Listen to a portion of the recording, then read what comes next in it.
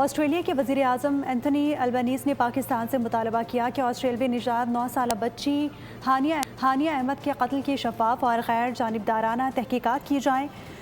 Canberra में सहाफ़ियों से गुफ्तगू करते हुए उन्होंने कहा कि वाक़े का मुकम्मल जायज़ा लिया जाना चाहिए ताकि हक़ाइक़ सामने आ सकें और मुतासरा ख़ानदान को इंसाफ मिल सके।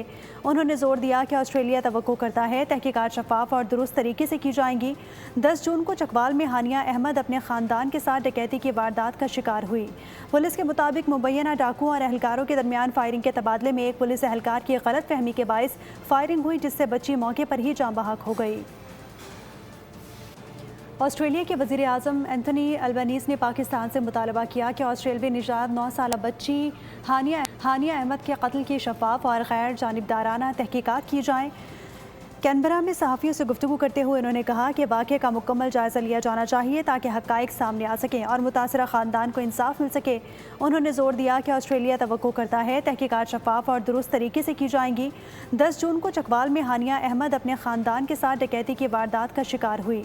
पुलिस के मुताबिक मुबैना डाकुओं और एहलकारों के दरमियान फायरिंग के तबादले में एक पुलिस एहलकार की गलत फहमी के बायस फायरिंग हुई, जिससे बच्ची मौके पर ही जाँ बहक हो गई।